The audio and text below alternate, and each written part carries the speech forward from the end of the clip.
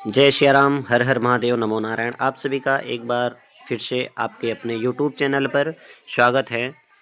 चलिए आज एक नई जानकारी के साथ आप सभी के साथ साझा करना चाहेंगे। तो जैसा कि आप देख पा रहे होंगे, पूजन संबंधित आवश्यक जानकारी, इस पे आज थोड़ी सी चर्चा करेंगे। हम आपको थोड़ा बताना चाहेंगे। तो चलिए प्रारंभ करते हैं। देखिए पहले नंबर पे क्या लिखा हुआ है। पत्र, पुष्प तथा फल अधोमुख ना चढ़ावें। अधोमुख मतलब उल्टा। जैसे पुष्प खिलता है तो पुष्प की पंखुड़ी ऊपर की तरफ रहे, ऐसा उल्टा करके नहीं चढ़ाना। जैसे फल हो गया तो फल, जैसे पेड़ में फल लगता है वैसे उसी तरीके से फल को चढ़ाना चाहिए। नहीं तो बहुत लोग क्या है, जैसे सेब है, सेब का फल है तो उसको उल्टा कर देते हैं, नीचे का भाग ऊपर ऊपर कर देते हैं। तो ऐसा नहीं करना चाहिए। किंतु, है ना, अधोमुखी ना चढ़ावें, किंतु बिल्व पत्र अधोमुखी ही चढ़ावें।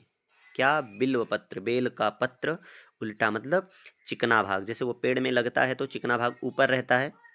बेल के जो बिल्व वृक्ष होता है उसमें जब बेल का पत्ता, बिल्व पत्र लगा रहता है तो चिकना भाग ऊपर होता है। तो चढ़ाते समय भगवान को जब अर्पित करेंगे तो चिकना भाग नीचे होना चाहिए और खुरदरा भाग ऊपर हो जाएगा। आगे बढ़ते हैं। दूसरे नंबर पे लिखा हुआ है, कमल 5 रात्रि तक, बिल्वपत्र 10 रात्रि तक तथा 11 रात्रि तक तुलसी पत्र, तुलसी दल पर्युषित मतलब दोषित, दूषित नहीं होता है।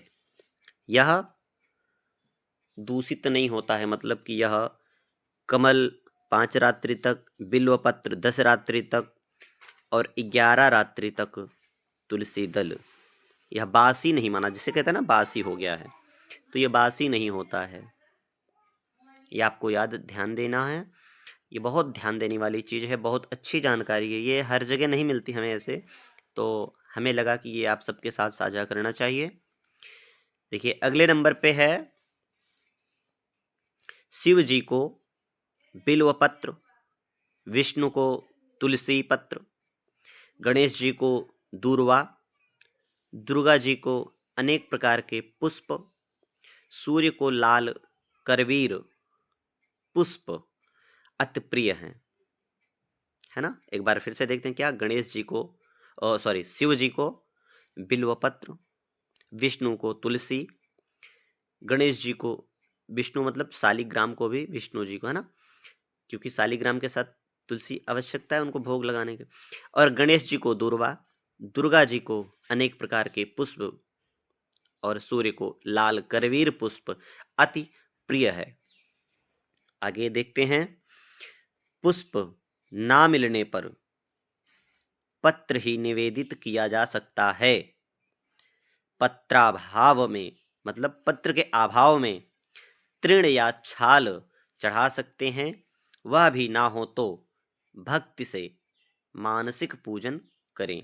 क्या करें यहाँ की, जैसे आप पुष्प नहीं मिल पा रहा है आपको, आप कहीं हैं और वहां पर पुष्प नहीं मिल पा रहा है, मान लीजिए उस समय पुष्प उसमें ना खिलता हो। जैसे कुछ पुष्प होते हैं ऐसे कि वो अपने समय पे, जैसे गेंदे का फूल हो गया, है ना, गुड़हल हो गया, तो हमेशा तो उसमें पुष्प लगता नहीं है।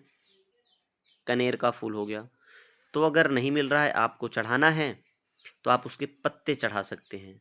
धतूरा हो गया, जैसे धतूरे का पत्ता ही चढ़ा दीजिए आप शिव जी को। तो पत्ता चढ़ावें, और पत्ता भी ना हो तो उसकी छाल चढ़ा देवें, और वो भी ना हो तो क्या करें, तृण या छाल चढ़ा सकते हैं।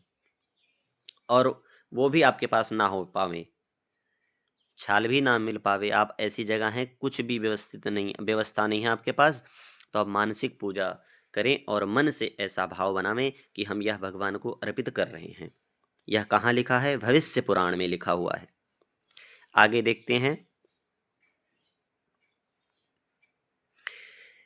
कृमि कीट से छिद्र किए हुए, सड़े हुए, बासी, स्वयं गिरे हुए तथा जिनमें मल आदि विकार लगा हो अर्थात बहुत गंदा हो, उन्हें देवताओं को नहीं अर्पित करना चाहिए। थोड़ा सा मिस्टेक हुआ है, देवताओं में नहीं चढ़ावे, मतलब देवताओं को नहीं अर्पित करना चाहिए, भगवान को नहीं अर्पित करना चाहिए। यह कहाँ लिखा है? भविष्य पुराण में लिखा है। क्या कह रहा है यहाँ कि जैसे किसी फल को मान लीजिए कोई कीड़ा खा लिया है, सड़ा हुआ है ना, सड़ा हुआ है, उसे पुष्प जैसे हो गया, ये स्वयं से गिरा हुआ हो, और या फल है या कुछ भी है, उसमें कुछ गंदगी लगी हुई है, तो वह सब भगवान को नहीं चढ़ाना चाहिए। आगे देखते हैं क्या है। अधोवस्त्र में रखे हुए तथा जल में धुले हुए फूल देवता नहीं ग्रहण करते हैं। अधोवस्त्र में रखे हुए मतलब वस्त्र जो हम लोग, बहुत लोग होते हैं ना, वही उसी वस्त्र में ले लेते हैं, तो ऐसा नहीं करना चाहिए। पुष्प तोड़ने जावे तो उसके लिए कोई थाली, टोकरी आदि लेके जाना चाहिए, और पुष्प को धुलकर नहीं भगवान को निवेदित करना चाहिए, है ना। ये सब बहुत ध्यान देने वाली बात है। आगे देखते हैं क्या है। अंगुष्ठ के अग्रभाग से देव मूर्ति को नहीं रगड़ना चाहिए। कुशास के अग्रभाग से देवताओं में जल ना छिड़कें, वह वज्रपात के समान होता है। क्या यहाँ कहा जा रहा है क्या कि अंगुष्ठ के अग्रभाग से, एकदम आगे वाले भाग से देवताओं की मूर्ति को नहीं रगड़ना चाहिए, नहीं धुलना चाहिए, और कुशा के अग्रभाग से देवताओं के ऊपर जल नहीं छिड़कना चाहिए। यह वज्रपात के समान होता है। आगे देखते हैं। जमीन में गिरे हुए तथा सूखे हुए फूलों से, पंखुड़ी पृथक किए हुए फूलों से तथा पुष्पकली से देव पूजा नहीं करनी चाहिए। जमीन में जो गिर गया हो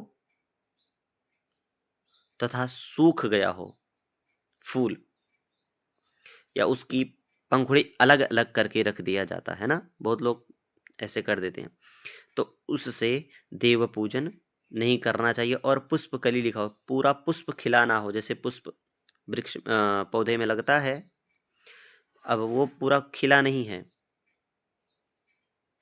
उसको भी लोग चढ़ा, ऐसा नहीं करना चाहिए। आगे देखते हैं।